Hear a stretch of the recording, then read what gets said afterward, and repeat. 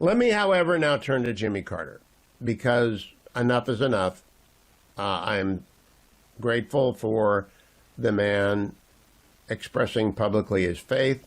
I am grateful for every house he built for Habitat for Humanity. He was a horrific president. He didn't have any idea what he was doing. He was not at all open to new suggestions, and he declaimed against the inordinate fear of communism until after the Soviets occupied Afghanistan, and he woke up and he realized, well, these Soviets aren't very good. He did nothing to help the Shah, and we are, all these years later, still dealing with the successor to the Ayatollah Khamenei. And so when Judy Woodruff goes on CNN with Phil Mattingly and begins to substitute her politics for the record of history, I got to throw a flag. Here's Judy Woodruff yesterday, cut number 4. So there is a new appreciation today of what he was able to accomplish as president, as well as the enormous achievements of his post-presidency. I read that you said once about President Carter, I watched him almost will his way to make a difference in this world. What do you mean by that? Somewhere deep inside Jimmy Carter, who grew up on a peanut farm, his father ran a pretty successful peanut business, but it was very hands-on. Jimmy Carter worked in the fields, worked in the plant where they shelled the peanuts. He did hand labor. He grew up in a very, you could say, not just rural, but a very simple, manual labor-oriented environment, and yet he was always a good student. He went to the Naval Academy. Somewhere inside of him was a fierce drive to make a difference in the world, to look after the people who couldn't look after themselves, to care for the weakest among us. And that, of course, is what we know his post-presidency for. The Carter Center, based in Atlanta, has focused on, I believe it's 40 or 60 countries, the poorest countries in the world. That's where their efforts have been focused.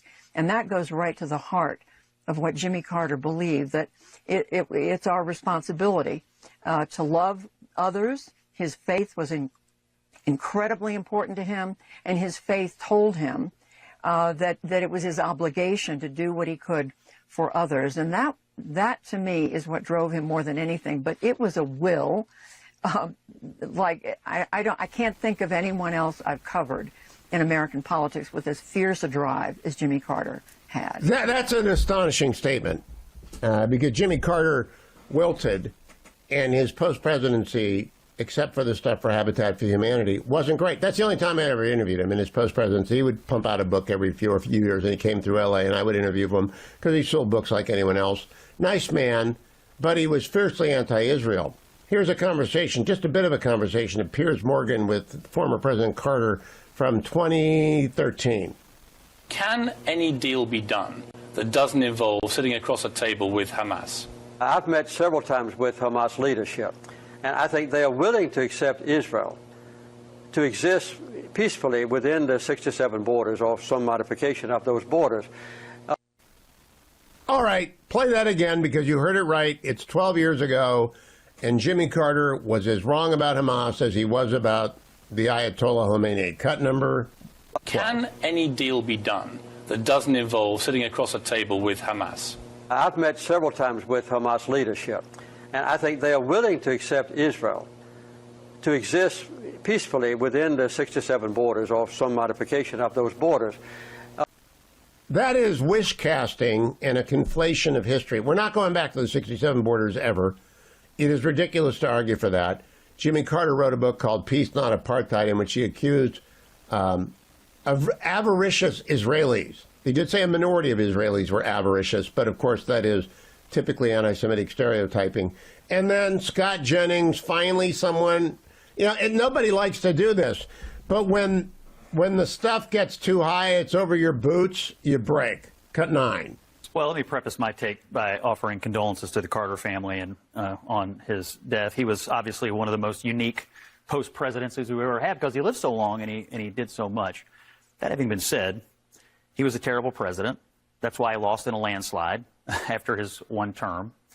And if it's possible, I think he was even a worse ex-president. because of his meddling in U.S. foreign policy, because of his saddling up to dictators around the world, because of his vehement views, anti-Israel views, and more than dabbling in anti-Semitism over the years.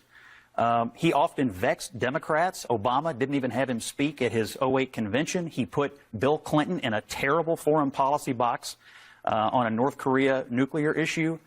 I think he was a guy who had a huge ego and believed that he was uniquely positioned to do all these things, even after the American people had roundly and soundly rejected his leadership. So I respect people who run for president and get elected president, but in his particular case, I think he time and again proved why he was never suited for the office in the first place.